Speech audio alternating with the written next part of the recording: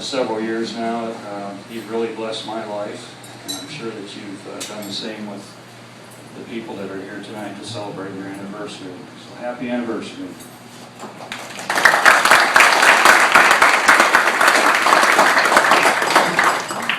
Join me in prayer. Here we go. I'm happy to be here. Thanks everybody for coming. Mom and Dad, there are many things in life that we celebrate.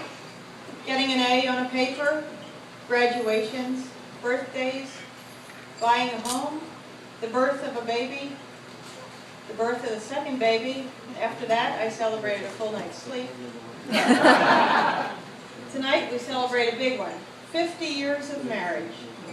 Tonight we celebrate the wedding day of my parents. Tonight we celebrate newlyweds becoming oldyweds. June 23rd, 1962. A gallon of gas was 31 cents. A first-class stamp was 4 cents. John F. Kennedy was our president. None of those things make that day special, but it does give us perspective on how so many things around us have changed and how our world is constantly changing. Tonight we celebrate something that has remained constant. I've asked myself, what is the secret to a successful relationship? Our world has grown suspicious of anything that looks like a happily married life, yet here they remain, side by side, year by year, and they still like each other. I've been lucky enough to be a witness in their success, their love firsthand, a front row seat. While I won't tell you that I think there may be more than a little luck to find that person with the same level of commitment, the same values, the same moral character, following some basic human rules, maybe sort of a family recipe. Not just our family's recipe, but one that we were given the outline to and my parents have followed. We preheat the oven with faith. In a large bowl mix together patience, kindness, hope, commitment, tolerance, and understanding. Add a large helping of forgiveness. Add a pinch of passion. That never hurt anything. Sift out and remove all jealousy, arrogance, and pride. Stir all ingredients to incorporate. Pour into a thoroughly greased, non-judgmental pan. Place into oven until done. Share with friends and family and enjoy a lifetime of partnership in times of feast and famine.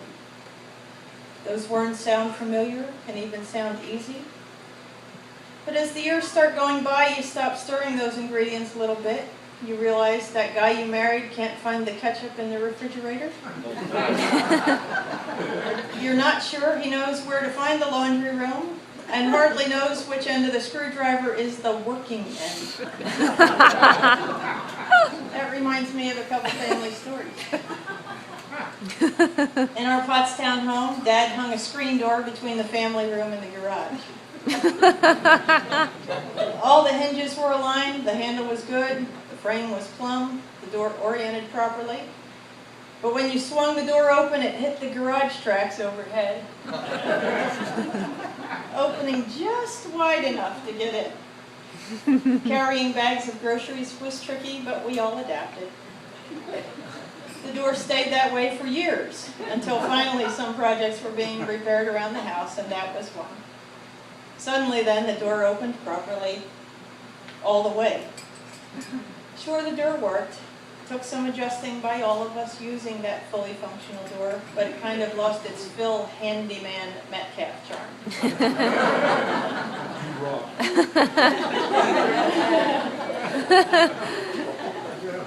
Last year, Mom and Dad were taking on some renters into their Westchester home.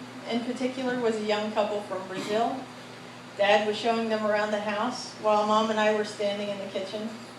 Dad took the couple into the laundry room just within earshot of the kitchen. I heard my dad giving step-by-step directions on how to do laundry. Oh, secret's out. Caught. My eyes met Mom's. My mouth dropped open. I couldn't believe my own ears. That sounded like Dad. Then he said, "See here? Edie has those instructions typed out clearly. Hanging in the cabinet for me to follow when she's traveling." Nice. Okay, that family recipe never said to expect perfect. We all have learned, mostly from Mom, to practice patience, tolerance, and understanding. Our family added a whole other ingredient. It was humor icing, and we like it pretty thick. Yep.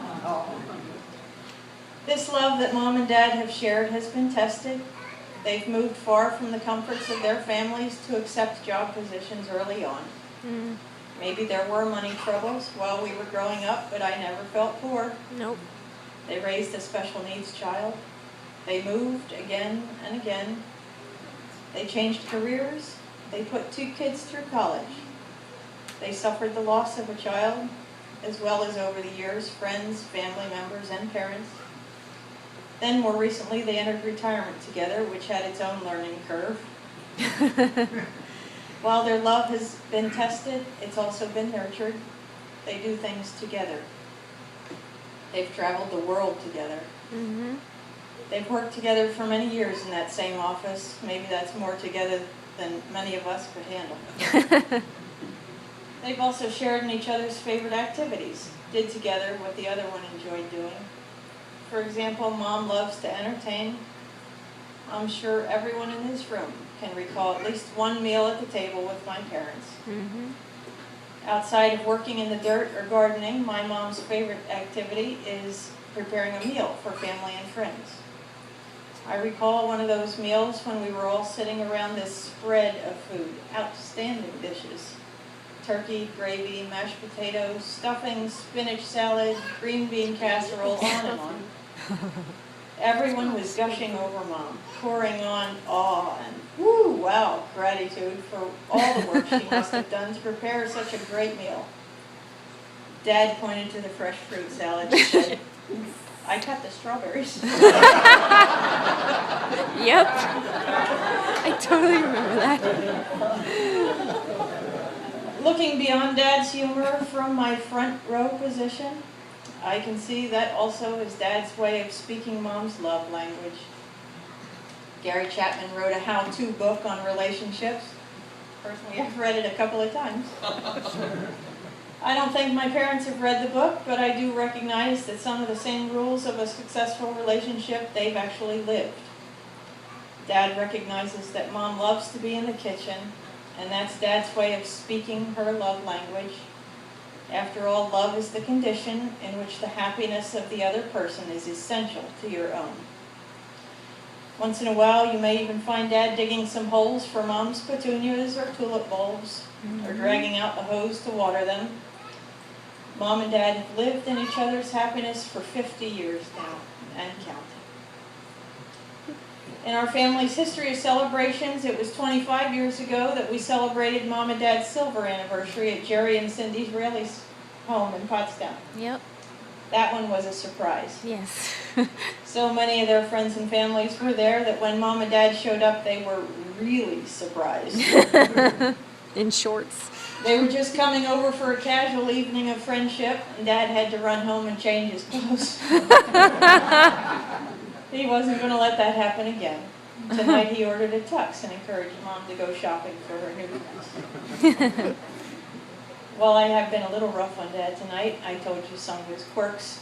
Let me tell you, also from my front row position, who this man really is. What it is about him that makes him so easy to love, to be committed to not only adore, but admire and to try to imitate in my own life. He's a man who has his priorities straight, his commitments in line.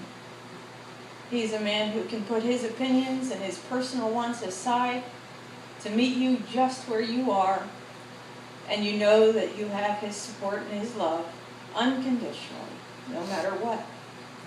He's the guy that's got your back. For those of us blessed to be his family and friends, we've all been witness to his strength, Sometimes it's a quiet strength, non-judgmental silence that says, I know you made a mistake, but I will still love you. Let's move forward together. To my dad, it doesn't matter what restaurant we meet at. Sometimes he'll let my kids choose.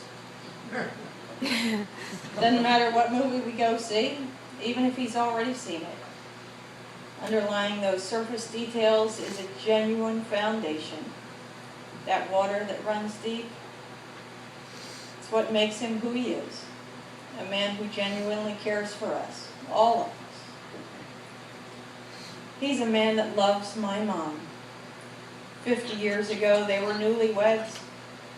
Today, we celebrate oldie-weds. Their wedding was 50 years ago, but what we share today is the results of a family recipe. A love that has remained solid through all the changes in our world. A heavily iced cake baked in an oven of faith, hope, and love. Mom and Dad, if I know what love is, it's not because I read it in a book. I've watched and learned from my front row seat.